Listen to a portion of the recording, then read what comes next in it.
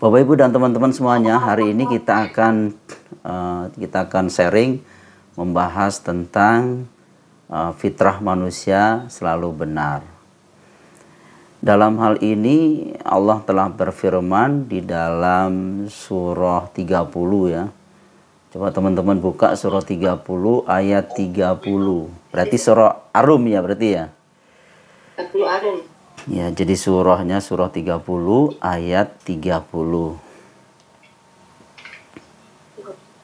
ayat 30. Saya bacain dulu ya, Pak. Ya, silakan. Ayat 30. Ya, silakan. Bismillahirrahmanirrahim. Maka hadapkanlah wajahmu dengan lurus kepada agama Islam sesuai fitrah Allah, disebabkan Dia telah menciptakan manusia menurut fitrah itu. Tidak ada perubahan pada ciptaan Allah. Itulah agama yang lurus. Tetapi kebanyakan manusia tidak mengetahui. Oke, baik. Di ayat ini dijelaskan oleh Allah, ya, fa'aqim wajhaka lid-dini hanifa.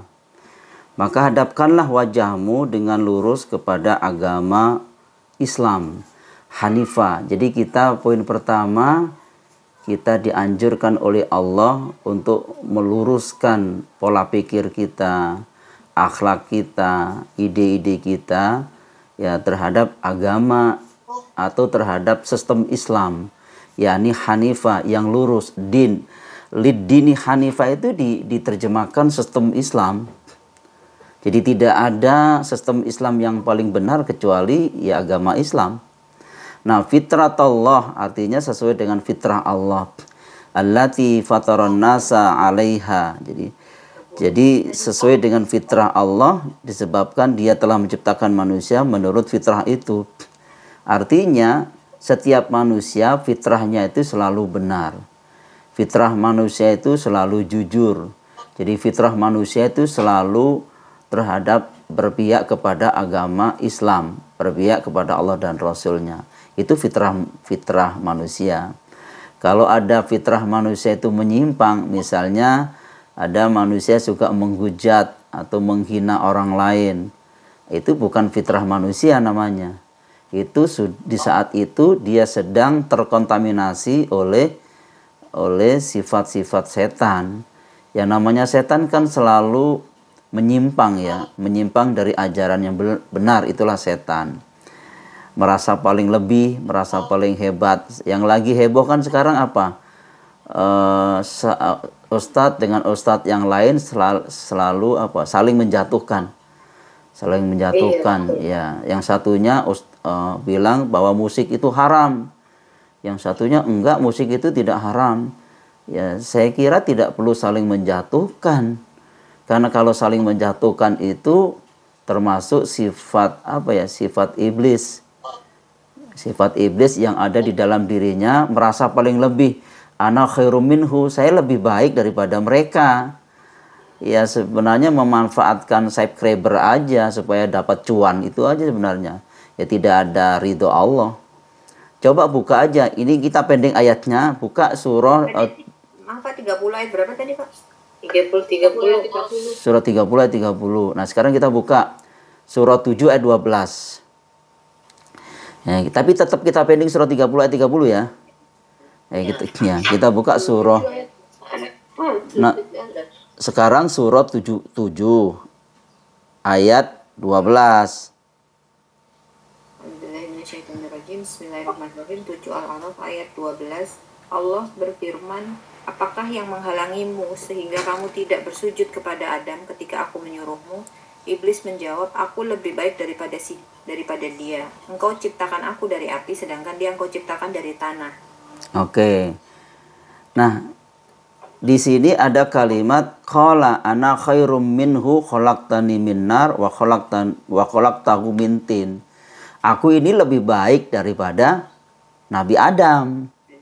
Karena engkau ciptakan dari api, sedangkan Adam dari tanah. Masa saya harus sujud kepada Nabi Adam? Artinya ketika ada ustadz menjatuhkan ustadz yang lain, ilmunya itu masih dia mengatakan, lulusan mana dia kan gitu. Berarti kan ada sifat saya lebih baik daripada mereka. Kalimat ana khairum minhu itu sudah apa ya, percikan sifat iblis yang ada di dalam dirinya. Tidak dibenarkan dalam agama. Makanya tadi di surah 30 ayat 30, fa'akim wajhaka lid-dini hanifa. Hadapkanlah wajahmu terhadap agama yang lurus, yaitu agama Islam, sistem Islam. Islam itu ajarannya selalu benar, tidak pernah menghina orang lain, tidak pernah mencaci maki orang lain, tidak pernah menebarkan virus fitnah. Itu ajaran Islam. Loh, kalau ustadznya sendiri saling menjatuhkan, bagaimana umat? Nanti umatnya bagaimana? Merujuknya kepada siapa nih umatnya ini? Bingung dia. Bingung. Nah, coba kaitkan di surah 25 ayat 74 yang sering kita baca itu. 25, 74. Udah dibaca aja pasti lupa apa. Enggak, akan sering dibaca itu. Enggak lupa lah, surah Furqan itu loh. Aku dulu lah, jangan. Surah Furqan itu loh, ayat 74. Dan orang-orang ayun ya. Iya. Coba dibaca, minta tolong. Furqan 74, dan orang-orang yang berkata, ya Tuhan kami, anugerahkanlah kepada kami pasangan kami dan keturunan kami sebagai penyenang hati kami, dan jadikanlah kami pemimpin bagi orang-orang yang bertakwa. Ya. Coba kita terjemahkan ayat itu secara empiris dalam kehidupan sehari-hari. Kan doanya Robbana hablana min azwajina wa dzurriyyatina qurrata ayun waj'alna lil muttaqina imama. Ya Tuhan kami, anugerahkanlah kepada kami pasangan kami dan keturunan kami sebagai penyenang hati.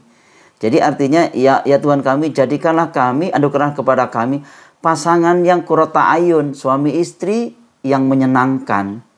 Nah, kalau suami istri itu menyenangkan, insya Allah anak cucu keturunannya juga menyenangkan. Karena kan tolak ukurnya orang tua. Kalau orang tua itu memang tidak qurrata ayun, tidak menyejukkan dalam rumah tangga, anak-anaknya juga akan tidak menyejukkan. Akan mencontoh siapa? Mencontoh kedua orang tuanya. Nah, kemudian di sini jadikanlah kami pemimpin bagi orang-orang bertakwa. Orang-orang yang bertakwa itu sebagai pemimpin umat ya qurrata ayun. Kalau ustadznya saja tidak qurrata ayun, tidak menyenangkan, apalagi umatnya gitu loh. Umatnya akan bingung. Orang ustadz yang lain suka menjatuhkan hanya gara-gara musik. Nah, umatnya akhirnya bingung sehingga tidak qurrata ayun. Nah, bagaimana bisa memimpin umat? Maka di ayat ini kan jadikanlah kami pemimpin bagi orang-orang bertakwa. Nah, bagaimana bisa memimpin orang-orang yang bertakwa? Bagaimana kita memimpin umat Islam di dunia ini kalau dirinya sendiri resah, tidak qurrata ayun? Coba aja kalau misalkan dipandang kok nggak menyenangkan ya, otomatis juga imbasnya kemana-mana gitu, tidak menyenangkan juga. Karena merasa lebih baik daripada yang lain. Nah, fitrah manusia itu selalu benar, tidak ada perubahan pada fitrah manusia. Itulah agama yang lurus. Kalau ada manusia menyimpang dari ajaran Islam, berarti di saat itu dia sedang terkontaminasi oleh nafsu setan. Karena memang nafsu itu suka mendorong berbuat kejahatan. Nafsu itu selalu mendorong berbuat kejahatan, itu nafsu. Ingat nggak ayatnya dalam surah berapa itu? Nafsu selalu mendorong berbuat kejahatan. Iya, surah Yusuf, surah ke-12. Ayatnya? Ayat 53. Coba dibuka.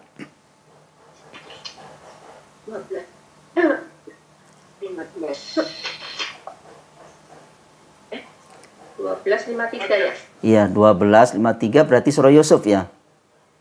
Iya. Iya, ayatnya 53. Dan aku tidak menyatakan diriku bebas dari kesalahan, karena sesungguhnya nafsu itu selalu mendorong kepada kejahatan kecuali nafsu yang diberikan rahmat oleh Tuhanku. Sesungguhnya Tuhanku Maha Pengampun, Maha Penyayang. Oke, jelas di situ. Wa ma ubarri'u nafsi inna nafsa la'amaratum bisu. Jadi dan aku tidak menyatakan diriku bebas dari kesalahan. Jadi tidak ada manusia paling suci di dunia ini. Jadi tidak ada manusia yang paling suci di dunia ini. Ada kesalahannya walaupun besar kecilnya kan dirinya dengan Allah yang tahu. Kan kalimatnya di sini, dan aku tidak menyatakan diriku bebas dari kesalahan. Ini kan ucapan ini diucapkan oleh Zulaiha kepada siapa? Tentu kepada suaminya Kiptir ya di saat itu. Dan aku tidak menyatakan diriku bebas dari kesalahan. Nah, baru kemudian, jadi artinya dari poin ini kan baru koma nih. Tidak ada manusia bebas dari kesalahan. Jadi setiap manusia punya salah. Nah, kata Nabi, sebaik-baik manusia punya salah, dia segera bertobat kepada Allah dan memperbaiki akhlak dan perilakunya. Nah, itu yang manusia yang paling terbaik daripada ngaku paling suci, daripada ngaku dirinya paling hebat dibanding yang lain. Nah, kemudian dilanjutkan ayat ini, inna nafsa la'ammaratum bisu. Sesungguhnya nafsu itu selalu mendorong kepada kejahatan. Jadi nafsu itu mendorong kejahatan. Nafs kan, jiwanya itu karena berbuat kejahatan, ya, di saat itu dia sudah terkontaminasi oleh setan laknatullah. Nah, kecuali nafsu yang dirahmati, artinya keinginan atau nafsu yang diarahkan kepada aturan-aturan Allah atau bersepakat dengan aturan Allah. Mereka itulah orang-orang yang mendapatkan rahmat dari Allah. Jadi nafsunya dibimbing. Orang belum dibimbing, sudah dibimbing ya kadang menyimpang, apalagi yang tidak pernah dibimbing ya. Ya, untuk bimbingan dari Allah seperti apa? Ya tentu mengikuti majelis taklim, diantaranya. Yang ngaji aja masih lupa, apalagi nggak pernah ngaji kan itu ya. Setuju nggak kira-kira itu? Setuju, Pak. Nah, itu kan saya hanya pendapat doang. Iya bener sih, Pak. Iya, yang nggak ngaji nggak tahu, Pak, bukan lupa. Betul, yang nggak ngaji nggak tahu. Nggak memahami, Pak. Oh, nggak memahami ya. Saya baru yang ngaji lupa. Oh gitu ya. Tapi yang benar Ustadznya tuh. Dan sebagai tanda kutip ustadznya juga tidak merasa paling hebat setiap hari ngaji, nggak seperti itu. Kalau ada berarti kan tugasnya bukan membimbing, bukan mengayomi. Berarti kan ana khairum minhu, kan lebih baik dirinya. Itu juga tidak dibenarkan dalam agama. Inna Rabbi ghafurur rahim. Sesungguhnya Tuhanku Maha Pengampun, Maha Penyayang. Nah, karena Allah itu Maha Pengampun lagi Maha Penyayang, maka segeralah kita bertobat kepada Allah, karena tidak ada manusia paling suci di dunia ini. Tidak ada manusia yang paling bersih di dunia ini. Ingat nggak dalam surah berapa? Jangan mengatakan dirimu paling suci. Dialah Allah yang mengetahui siapa yang bertakwa. Dan ingat nggak di dalam surah berapa itu? Masa sih dicari dulu? Lupa terus ya? Pasti ingat dong. Surah berapa itu? Jangan lama-lama. Jangan Lama, Pak. Oh, lama. Ya udah, kalau lama dikasih tahu 53 ayat 32. Berapa? 53 ayat. Surahnya 53, ayatnya 32. Kan di ujung ayat itu kan ada kalimat fala tuzakku anfusakum wa a'lamu bimanit taqa. Maka janganlah kamu menganggap dirimu suci, dialah mengetahui tentang orang yang bertakwa. Walaupun lulusan Mesir, walaupun lulusan Ummul Qura, mau Mekah, mau Madinah, jangan merasa dirimu paling hebat, paling suci, paling bersih, paling pinter. Dialah Allah yang tahu siapa yang suci, siapa yang bersih, siapa yang bertakwa. Itu Allah tahu tuh. Wa a'lamu bimanittaqo. Dia mengetahui tentang orang yang bertakwa. Orang bertakwa itu tidak merasa dirinya paling suci. Kalau kita menganggap diri kita paling hebat, menganggap diri kita itu paling terhormat, menganggap diri kita itu paling terkaya, ya, menganggap kita itu banyak ilmunya, ternyata di atas langit ada langit. Setuju nggak itu? Iya. Di atas langit ada langit. Yang ngangkat derajat kita siapa? Allah. Bukan ilmu kita.